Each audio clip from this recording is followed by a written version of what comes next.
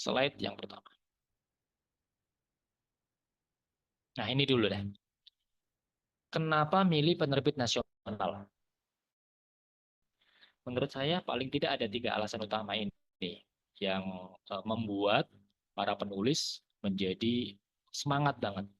Naskah saya harus diterbitkan penerbit mayor. Naskah saya harus diterbitkan penerbit nasional. Karena alasan inilah yang mudah-mudahan bisa mewakili dari alasan teman-teman semuanya. Yang pertama, reputasi. Yang kedua, distribusi. Yang ketiga, kredibilitas penulis. Nanti akan saya uraikan satu persatu secara mendetail. Yang pertama, reputasi dulu secara garis besar. Penerbit nasional lebih dikenal. Reputasi penerbit maksudnya ya. Jadi penerbit nasional itu lebih dikenal dan dipercaya oleh masyarakat. Sehingga ujung-ujungnya meningkatkan kepercayaan dari pembaca. Jadi ketika naskah kita diterbitkan penerbit nasional, mudah-mudahan akan membantu naskah kita untuk lebih dipercaya oleh masyarakat. Karena reputasi penerbitnya sudah mereka kenal. Yang kedua adalah distribusi. Buku kita lebih memungkinkan untuk terdistribusi ke banyak toko buku besar, baik Gramedia, Togamas, dan seterusnya. Nanti akan saya uraikan secara lebih mendetail lagi. Yang ketiga adalah kredibilitas penulis. Nah, menjadi penulis yang bukunya diterbitkan oleh penerbit nasional tentu saja meningkatkan nama kita, membesarkan nama kita karena seleksinya lebih ketat, filternya lebih ketat, sehingga membuat kita lebih dipercaya sebagai penulis. Baik, kita bahas satu persatu deh. Yang pertama, reputasi dulu. Reputasi. Yang pertama, reputasi yang baik dulu. Kenapa kita semangat untuk menerbitkan buku di penerbit nasional? Alasan inilah yang menurut saya sangat layak untuk dipertimbangkan. Reputasinya baik. Misal, kita diterbitkan oleh penerbit Gramedia. Orang-orang tentu saja banyak yang percaya, oh ini buku diterbitkan oleh penerbit besar. Harapannya apa? Harapannya buku ini karena sudah melalui proses seleksi yang sangat ketat, sehingga paling tidak dianggap dalam tanda petik itu ya, saya tulis dianggap ya, dianggap dalam tanda petik berkualitas. Meskipun bisa jadi kualitasnya bisa jadi di bawah beberapa buku yang diterbitkan secara indie. Tapi karena kepercayaan pembaca dengan kualitas buku-buku yang diterbitkan sebelumnya, penerbit Gramedia itu bukunya kayak apa sih, penerbit Mizan itu bukunya kayak apa sih, penerbit Reni Islam, penerbit Turos, penerbit Salmahat, penerbit Projumedia yang selama ini masuk di Gramedia, dijual di Togamas, dikenal oleh masyarakat dengan buku-bukunya yang selektif, yang filternya luar biasa selektif. Ini mudah-mudahan harapannya ketika buku kita diterbitkan oleh mereka, kepercayaan pembaca itu lebih mudah untuk kita raih. Lebih mudah untuk kita raih. Jadi buku yang sudah mereka terbitkan lebih mudah diterima karena nama besarnya dan dianggap berkualitas. Kemudian yang kedua, standar kualitasnya tinggi. Kita tahu bahwa penerbit nasional itu tentu saja nggak main-main ketika mengemas naskah kita. Nggak main-main. Nggak kayak penerbit indie ya. Penerbit indie itu ada yang baik, ada yang asal-asalan. Ada yang baik, ada yang asal-asalan. Nggak semuanya asal-asalan, dan nggak semuanya baik. Tapi ketika kita berhadapan dengan penerbit besar, seringkali mereka menjaga nama besarnya, mereka menjaga nama baiknya, sehingga sangat hati-hati ketika mengemas sebuah buku, nggak asal-asalan. Kualitas isinya terjaga, editingnya juga editor yang profesional, desainnya juga mereka punya desain grafis yang sudah terlatih, kemudian tata letak atau layout dalam buku juga menarik. Jadi standarnya udah pasti di atas penerbit kebanyakan. Karena untuk menjaga nama besar mereka nggak asal-asalan. Sehingga ketika naskah kita diterbitkan oleh mereka, udah kita nggak usah khawatir. Kita nggak usah khawatir dengan kualitas produksi buku kita seperti apa. Insya Allah terbaik. Insya Allah terbaik. Standar kualitasnya mereka tentu saja tinggi. Karena mereka nyetaknya nggak main-main. Nggak cuma dicetak beberapa puluh buku sebagaimana penerbit indie atau ratusan buku. Minimal udah minimal 1.500 sampai 3.000-an buku biasanya untuk cetakan pertama di penerbit nasional. Dengan jumlah oplah cetak sebanyak itu, kalau kualitas isinya nggak terjaga, editingnya nggak terjaga, desainnya asal-asalan, tentu saja sangat disayangkan. Nyetak besar-besaran, tapi kalau ada kesalahan tentu saja sangat disayangkan sekali. Nyetak 2.000 buku, kemudian setelah diedarkan ternyata ada editingnya yang salah, itu kan nggak main-main kerugiannya. Apalagi kalau ada kontennya yang ternyata tidak sesuai dengan prosedur. Wah, bahaya kalau udah terlanjur tersebar kemudian ditarik lagi. Ini bisa jadi resikonya luar biasa, risiko modalnya, risiko biaya tambahannya dan lain-lain. Jadi standar kualitasnya tentu sangat mereka jaga. Kemudian yang ketiga, lebih mudah berkolaborasi. Ini penting nih. Ini penting. Kenapa kita perlu masuk penerbit nasional? Ini adalah keistimewaan yang diraih oleh para penulis yang menerbitkan bukunya di penerbit besar, penerbit mayor. Penerbit besar itu punya jaringan kerjasama yang sangat luas, sangat luas. Nah, harapannya ketika karya kita sudah masuk penerbit besar, peluang kita untuk meraih atensi, untuk meraih publikasi di media-media besar atau di komunitas-komunitas pembaca itu jauh lebih besar. Kerjasama dengan instansi lebih mudah, kemudian kita kerjasama dengan beberapa media, apalagi kalau medianya punya jaringan dengan atau punya kerjasama dengan penerbit tersebut. Misalnya penerbit Republika, itu punya koran namanya Koran Republika, punya website Republika. Nah, bisa jadi kolaborasi antar kerjasama antar perusahaan mereka sendiri aja sudah mudah sekali meluaskan dampak dari publikasi karya kita. Gramedia juga demikian. Kita tahu bahwa Gramedia itu ada di dalam payung, di bawah payung Kompas Gramedia. Mereka punya koran Kompas, mereka punya website yang sangat besar, kompas.com. Kemudian mereka juga punya jaringan toko buku yang sangat banyak, sehingga kerjasama dengan misalnya dengan sekolah, dengan kampus, dengan pesantren, itu jauh lebih mudah dibandingkan kita menerbitkan secara indie yang untuk menjalin kerjasama dengan instansi-instansi di luar itu menjadi tantangan tersendiri. Nah, itu ya, reputasi yang baik itu yang pertama. Kemudian yang kedua, distribusi yang luas. Salah satu kelemahan dari penerbit indie atau self publishing adalah distribusinya tidak bisa menjangkau toko-toko buku besar. Kebanyakan indie publishing atau self publishing itu biasanya dijualnya secara online, baik melalui marketplace atau melalui jaringan reseller mereka, agen-agen mereka, atau penulis itu sendiri. Jadi penulisnya yang menerbitkan, penulisnya yang disuruh masarin. Karena karena di samping mengirimkan naskah, mereka juga membayar biaya tertentu untuk menerbitkan naskahnya tersebut. Itu kalau penerbit indie. Sementara kalau penerbit mayor, enggak. Kita cukup mengirimkan naskah doang. Naskah kita kalau lolos seleksi, selesai sebenarnya. Naskah kita dikemas oleh penerbit, dijual oleh penerbit, dipasarkan oleh penerbit. Meskipun saat ini penerbit itu nyarinya adalah penulis yang juga mau berjuang untuk menjual bukunya. Menjual bukunya masing-masing. Karena kita tahu bahwa penulis yang dinaungi oleh penerbit besar itu nggak satu dua, tapi banyak banget jumlahnya. Jadi penerbit besar itu nggak bisa memberi ruang yang terlalu fokus kepada satu orang penulis saja, nggak bisa. Karena yang dinaungi ini banyak banget nih. Yang diposting di sosial media mereka, yang dibuatkan acara bedah buku, yang dibuatkan acara launching, itu nggak satu dua penulis. Mereka punya ratusan, bahkan bisa jadi ribuan penulis. Nah, kalau semua penulis minta dibantu untuk acara-acara seperti itu, untuk diposting setiap hari, tentu saja mereka memiliki keterbatasan akses. Jadi penulis juga harus getol-getolnya untuk mempromosikan dirinya, untuk melakukan branding dirinya. Jadi yang pertama adalah toko buku besar, distribusi yang luas. Kebanyakan penerbit besar itu sudah punya akses ke jaringan distribusi yang besar, termasuk toko buku besar, baik itu Gramedia, Togamas, termasuk marketplace mereka juga rata-rata besar. Jadi ini keuntungannya. Rata-rata mereka di Shopee misalnya, yang mereka sudah punya akun Shopee Mall misalnya. Dan itu seringkali jarang dimiliki oleh penerbit-penerbit indie. Kemudian mereka sudah masuk ke Gramedia digital. Jadi selain buku kita diterbitkan secara fisik, secara cetak, kita juga berkesempatan buku kita juga diterbitkan secara digital. Nah, atau masuk ke Google Playbook. Jadi pemasaran internasional itu seringkali kan jarang ya beli buku fisik. Jadi saya kemarin dapat chat misalnya ada yang DM, Mas Rifa ini buku-bukunya ada nggak di Google Playbook? Ada, silakan cari aja Ahmad Rifa Irfan, insya Allah ada. Ternyata yang ngechat adalah dari Arab Saudi. Sehingga ongkos kirim buku fisiknya menjadi sangat mahal.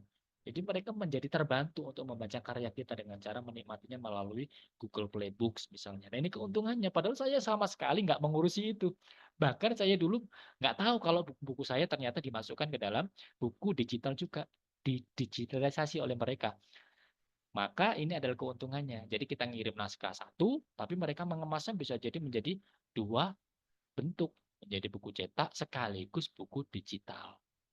Yang kedua adalah penyebarannya ke seluruh Indonesia, menjangkau pembaca hingga ke pelosok daerah. Nah ini yang manfaat yang bisa kita peroleh. Apalagi Gramedia. Gramedia sekarang sudah punya ratusan toko buku, 100 lebih toko buku di seluruh Indonesia. Dan setahu saya kemarin dapat bocoran, mau buka toko-toko baru berikutnya. Jadi mulai sekarang teman-teman bisa menjadikan itu sebagai salah satu target. Buku saya harus terdistribusi ke banyak ke seluruh Indonesia. Peluang menjangkau pasar internasional. Beberapa penerbit itu ternyata juga sebentar ini kenapa coret-coret ya?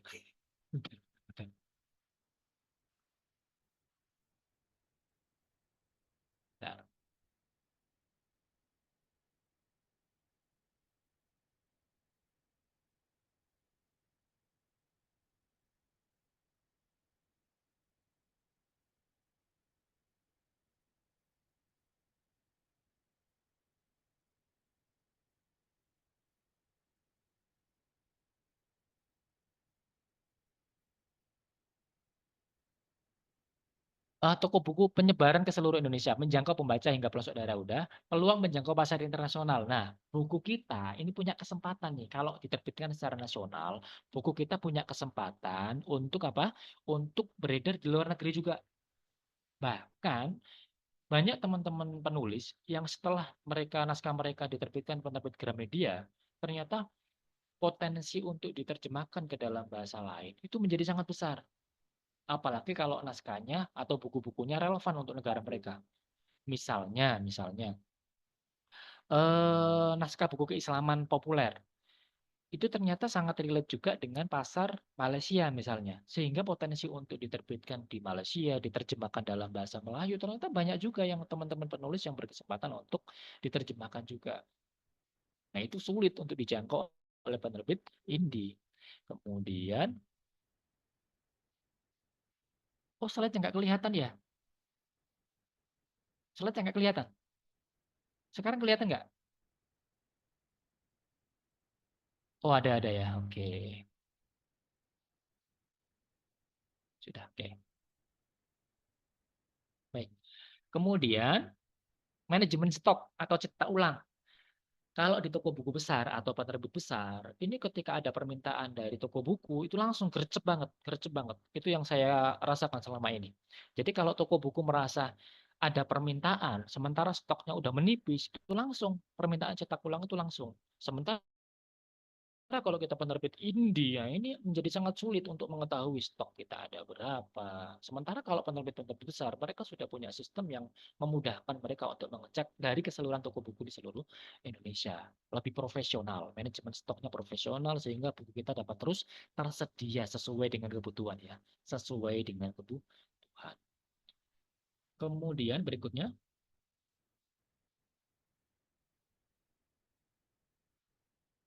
yang ketiga, yang pertama tadi adalah reputasi, reputasi penerbit, itu yang perlu kita perjuangkan. Yang kedua adalah distribusi yang sangat luas. Ini penting banget. Kita tentu pengen banget kan karya kita bisa beredar ke seluruh Indonesia. Pasti pengen banget karena sebagai penulis kita tentu pengen banget buku-buku kita bisa menjangkau sebanyak mungkin pembaca. Nah, yang ketiga ini kredibilitas penulis. Kalau naskah kita sudah masuk ke penerbit besar, ke penerbit nasional, itu pengakuan kita sebagai penulis profesional itu jauh lebih mudah daripada ketika kita masih menerbitkan di penerbit indie atau penerbit kecil. Ketika buku kita sudah lolos penerbit besar, itu paling tidak orang-orang atau masyarakat sudah menilai bahwa kita sudah lolos seleksi yang sangat ketat sekali. Karena untuk lolos penerbit besar itu seleksinya luar biasa. Apalagi sekarang ya, saya ingin membocorkan sekarang. Sejak usai pandemi itu untuk masuk ke penerbit Gramedia, Kalau dulu dari editor saja, yang menyeleksi itu cukup editor saja dulu itu. Jadi dulu ketika kita kirim naskah ke penerbit Gramedia Group ya, LX Media Komputindo, Grasindo, GPU, itu cukup kita ngirim ke editor, salah satu editor aja, kemudian editor itu kemudian mereview naskah kita,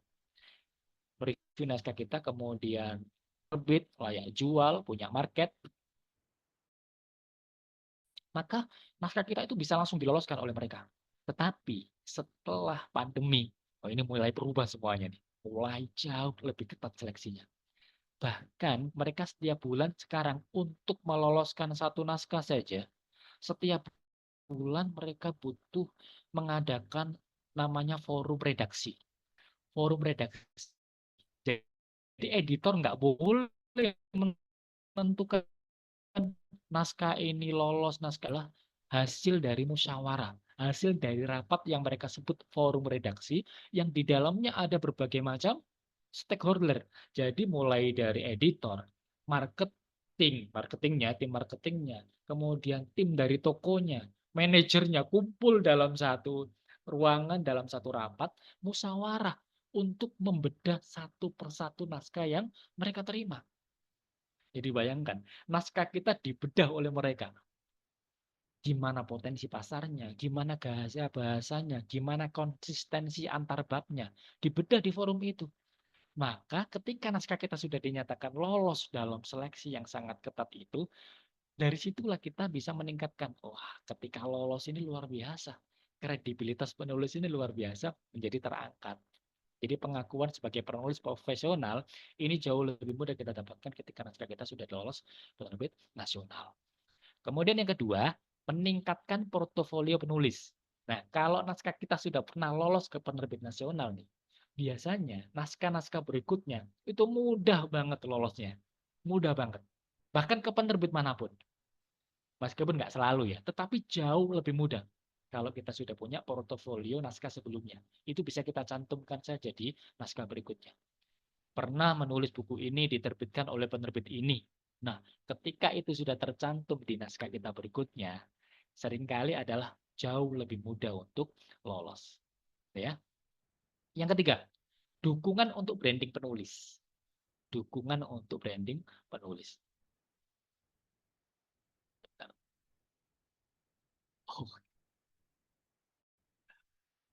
Oke. Dukungan untuk branding penulis itu gimana? Jadi terbit di terbit nasional tentu saja sangat membangun personal branding kita sebagai penulis di mata pembaca. Sangat membangun karena personal brand seorang penulis itu adalah terbangun ketika naskahnya sudah diakui sebagai naskah yang memang layak untuk diterbitkan di level nasional. Sementara kalau kita nerbitkan di level indie, ini kan seleksinya sangat longgar. Siapapun bisa nerbitin. Suka-suka kita, asal kita mau membiayai penerbitannya udah pasti terbit. Tanpa seleksi yang terlalu ketat, tanpa filter apapun. Maka uh, ketika branding diri kita sebagai penulis. Nah itu ya, tiga hal itu ya yang membuat kita alasan kenapa saya harus lolos penerbit nasional. Jadi motivasi tiga itu yang biasanya menjadi alasan kenapa kita bersemangat banget ngirim ke penerbit nasional. Sekarang perbedaannya. Perbedaan utama antara penerbit mayor dan penerbit indie. Penerbit mayor ini penerbit nasional ya. Penerbit indie ini bisa juga self-publishing atau penerbit yang selama ini kita membayar biaya penerbitannya. Yang pertama dari aspek biaya penulis. Penerbit mayor nggak ada satupun biaya dari penulis. Jadi kita cukup mengirim naskah udah. Cukup mengirim naskah aja. Jadi kalau ada penerbit nasional, kemudian meminta kita menyiapkan biaya A, B, C, D itu berarti bukan penerbit nasional tuh. Itu harusnya masuknya penerbit indie. Karena apa? Karena kalau penerbit nasional itu memang dari kualitas naskah, bukan dari besarnya biaya yang kita berikan. Mereka benar-benar menilai dari kualitas naskah kita. Penerbit mayor nggak ada biaya, sementara penerbit indie penulis membayar biaya penerbitannya sendiri. Yang kedua, jaringan distribusinya. Kalau penerbit mayor luas banget, toko bukunya besar. Gramedia, Togamas. Toko buku bisa level nasional dan internasional, kerjasama dengan toko buku internasional bisa jadi. Sementara penerbit indie biasanya terbatas di toko buku online atau di komunitas-komunitas tertentu. Ketiga, proses seleksinya. Kalau penerbit mayor, ketat banget, peluang diterimanya kecil.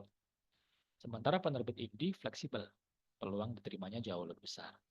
Kemudian kalau hak ciptanya gimana? Penerbit mayor, hak ciptanya tetap milik penulis, tetapi hak terbitnya ya, jadi kita nggak bisa seenaknya menerbitkan buku yang sudah diterbitkan oleh penerbit nasional. Hak terbitnya eksklusif selama masa kontrak. Nah, dalam perjanjian kontrak berapa tahun gitu ya, kita nggak boleh menerbitkan naskah kita sesukanya. Begitu kita sudah masuk ke penerbit mayor, udah selesai.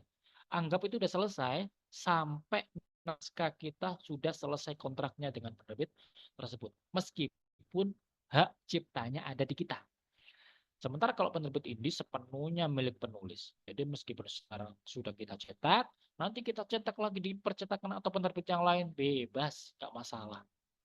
Terserah kita, suka-suka kita. Kemudian royalti sekarang, royalti. Kalau penerbit mayor biasanya royaltinya antara 5 sampai 10%. Atau kalau penulis-penulis yang sudah bestseller banget biasanya akan dinaikkan oleh penerbit. Tapi rata-rata segini. Untuk penulis-penulis pemula rata-rata 5 sampai 10% dari harga jual. Jadi misal harga jual buku kita 100.000, kita dapatnya ya cuma 5.000, bukan cuma ya dalam tanda kutip, cuma 5.000 sampai 10.000. 10%. Itu kalau penerbit nasional. Kecil ya. Kecil kalau kita melihatnya cuma dari harganya, dari nilainya. Tapi kan ada faktor kali ya, ada faktor kali.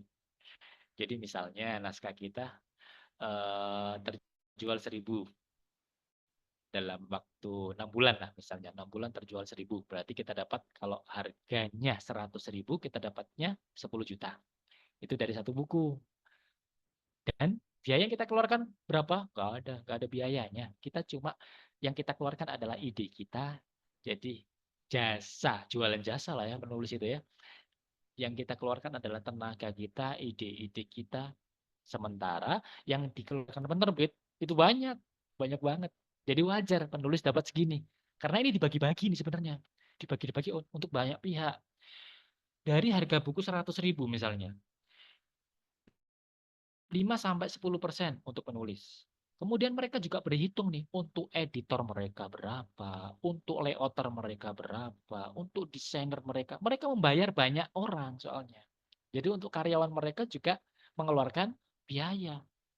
Untuk diskon toko buku berapa. Nah ini biasanya harus besar, apalagi toko buku Gramedia. Itu yang paling besar. Kenapa? Karena mereka operasionalnya juga besar. Jadi dari harga 100.000, Gramedia itu bisa jadi dapatnya 45%, 40-50%. Kenapa? Karena operasional toko buku juga besar. Sementara sisanya itu baru marginnya itu baru untuk penerbit. Jadi rata-rata sama lah antara penerbit dengan penulis. Karena mereka juga membiayai banyak hal, karyawan dan operasional produksi juga.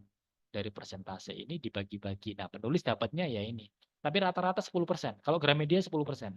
Tapi kalau ada beberapa penerbit mayor lain, biasanya yang baru-baru ya, yang baru bertumbuh, itu biasanya cuma nawarin 5%. Tapi menurut saya nggak masalah. Menurut saya nggak masalah kenapa? Asal naskah kita diterbitkan dulu deh. Jadi jangan mengejar royalti yang terlalu besar terlebih dahulu. Jadi misal nih, ada penerbit yang baru bertumbuh, tapi mereka menjanjikan bahwa buku kita akan beredar di toko buku se-Indonesia, Gramedia. Jadi mereka mencetak secara massal.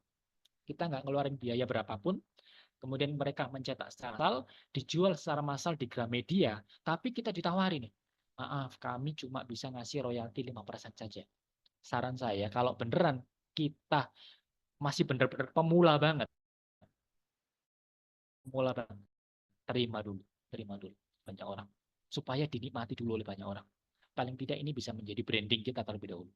Jadi jangan jangan hanya ngandelin royalti doang gitu ya. Jangan hanya mengandalkan royalti harus besar, jangan dulu deh. Kalau awal nggak apa-apa, terima dulu aja. Saya dulu pernah ditawari penerbit lain. Meskipun buku saya banyak terbit di Gramedia, tapi ada beberapa penerbit lain yang nawari saya. salah satu buku yang hanya terbit di bulan Ramadan. Penerbit lain ya, nggak perlu saya sebut penerbitnya. Itu cuma nawarin saya dikasih royalti 7-8%. Saya terima nggak apa-apa. Itu masih awal-awal, tahun awal-awal nulis, sekitar tahun 2010-2011. Saya terima nggak masalah. Yang penting buku saya beredar dulu deh. Sebanyak mungkin orang. Bayangkan, saat itu dicetak 4.000 buku agar bisa tersebar di Gramedia se-Indonesia. Saya dikasih royalti antara 7-8%, saya lupa. Antara itulah nilai itu. Saya terima. Ternyata dari situ apa? Dari situ buku saya beneran beredar dengan sangat luas. Undangan-undangan untuk membedah buku itu juga banyak banget di bulan Ramadan saat itu. Padahal saat itu masih merintis, masih awal-awal menulis. Sekitar tahun 2010-2011an. Jadi nggak apa-apa, branding nama kita terlebih dahulu. Jangan mentingin royalti dulu. Sementara kalau penerbit indie, ini sesuai kesepakatan antara penulis dengan penerbit. Nilainya nggak baku lah ya, nggak ada nilai yang baku. Kesepakatan aja antara penerbit indie dengan penulisnya. Ini kami jual harga segini,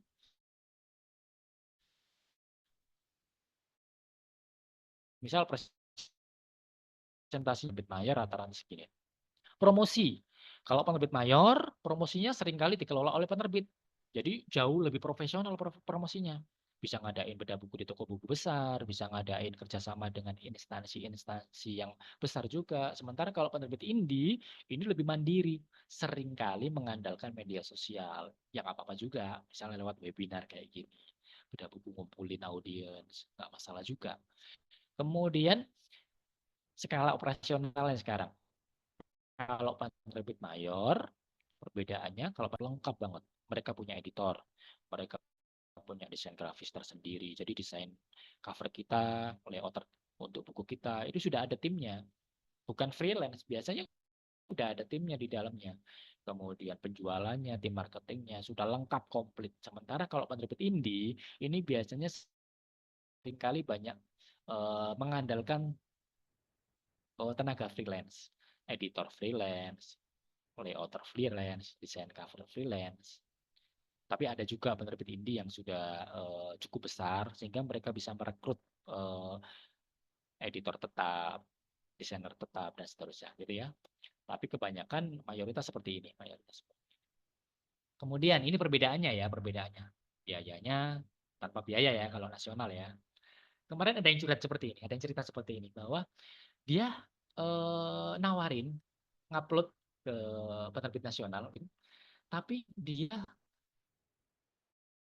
eh, ditawari oleh penerbit kayak gini, kami bisa menerbitkan buku Anda, naskah Anda, tapi Anda harus membeli buku ini minimal 300 buku. Itu gede menurut saya, besar banget. Naskah kita diterima, tapi dengan syarat setelah terbit kita harus membeli minimal 300 buku kita sendiri. Bayangkan kalau harga bukunya 100.000, bisa 30 juta tuh. Meskipun dikurangi diskon biasanya. 30 juta, mending cetak sendiri kan ya. Bisa dapat banyak. 300 buku, 30 juta misalnya. Kalau kita cetak sendiri secara indie, wah itu dapat puluhan ribu buku itu. Maka kalau beneran kita pengen nerbitin di penerbit nasional, ya udah totalitas saja. Nggak boleh ngeluarin biaya udah. Kecuali Anda punya modal besar. Naskah kita biasa-biasa saja. Biasanya kayak gitu. Naskah kita biasa-biasa saja. Penerbit kurang begitu yakin naskah ini atau buku ini ketika diterbitkan akan diterima pasar atau enggak. Masih ragu nih. Masih ragu antara ini diterima atau enggak ya. Bimbang lah ya. Nah itu biasanya akan dapat tawaran nih. Ditawarin. Mau enggak kalau ini kami terbitkan. Syaratnya nanti setelah terbit minimal 300 Anda harus ambil. Oh, itu bisa jadi modal untuk nerbitin buku itu udah selesai penerbit besarnya. Jadi sisanya itu keuntungannya, marginnya. Kalau kita punya modal besar ya nggak masalah. Barangkali untuk membranding diri kita. Tapi kalau modal kita pas-pasan, ya udah nggak usah diterima. Nggak usah diterima. Fokus saja untuk memperbaiki kualitas naskah kita atau buku kita. Polos tanpa syarat apapun. Berikutnya, eh, nah ini tips agar naskah lolos ke penerbit nasional. Insya Allah nanti saya detailkan satu persatu. Yang pertama, Pilih tema yang relevan atau diminati pasar. Relevan atau diminati pasar. Jadi gini, penerbit itu kan industri ya. Penerbit itu perusahaan. Yang mereka cari, nomor satu adalah profit, keuntungan. Target pasar harus benar-benar jelas, harus benar-benar. Jangan sampai kita nerbitin naskah, tapi kita nggak tahu target pembaca kita siapa. Semakin luas pasarnya, maka semakin besar potensi untuk diterimanya. Maka cari, kira-kira buku yang bestseller saat ini temanya apa? Temanya apa? Lalu, segera menuliskannya dengan bahasa yang kira-kira bisa ATM lah ya, amati, tiru, modifikasi. Jadi kalau ada buku bestseller saat ini, dan kita asumsikan bahwa bestsellernya ini masih sangat panjang nih, kira-kira beberapa bulan atau tahun ke depan masih relevan, masih diminati oleh pasar, trennya masih kira-kira bakal bertumbuh, maka tulis segera tema tersebut. Karena itulah tema yang sedang dicari oleh penerbit. Yang pertama nanti saya detailkan lagi tema-tema apa yang kira-kira relevan atau diminati oleh pasar. Yang kedua, target pembaca mengubah gaya bahasanya. Misal, kita pengen menulis buku tentang kontemplasi untuk orang-orang kantoran, misalnya. Orang-orang sulit banget untuk masuk ke dunia mereka. Kita nggak punya pengalaman gimana perasaannya, dunia kantoran profesional. Gimana caranya nulis naskah, tapi target pembacanya 30-an ke atas. Karena kita merasa bahwa pada usia-usia itu adalah usia-usia yang matang secara finansial khususnya, sehingga sudah punya kemampuan untuk membeli buku, misalnya gitu ya. Jadi kita kan kadang berpikir bahwa usia-usia 3 bulan ke atas ini kan usia-usia para pekerja. Yang kira-kira kalau beli buku, itu sudah nggak begitu mikir panjang lah. Kalau butuh ya udah dibeli. Sementara kalau usia 20-an, apalagi belasan, target marketnya masih usia belasan, ini rentan banget. Kira-kira beli buku, ini mampu nggak? Itulah kenapa, itulah kenapa. Kalau kita lihat di TikTok Shop, di TikTok ya, di TikTok. TikTok kan target marketnya kan usia-usia remaja sampai anak muda ya. Usia remaja sampai anak muda. Nah, kekurangannya adalah ketika kita jualan buku di TikTok, ini seringkali target pasarnya karena masih anak muda, yang mereka cari adalah buku yang murah. Buku yang murah. Sehingga peredaran buku bajakan di TikTok Shop, di Shopee, ini luar biasa kencangnya. Karena yang mereka cari adalah buku yang murah. Mereka nggak terlalu peduli dengan kualitas buku, mereka nggak terlalu peduli dengan undang-undang perbukuan. Yang penting mereka bisa baca, isinya sama, yang mereka baca sama, ya udah selesai. Akhirnya apa yang terjadi ya? Peredarannya luar biasa. Peredaran buku-buku bajakan di sana. Maka kalau biasanya ada penerbit yang kalau target pasarnya adalah di TikTok atau di Shopee, di TikTok atau di Shopee, biasanya adalah mereka menjual dengan harga yang sangat murah. Harga atau diskon yang gede-gedean. Kemudian berikutnya, sertakan riset dan data pendukung jika diperlukan.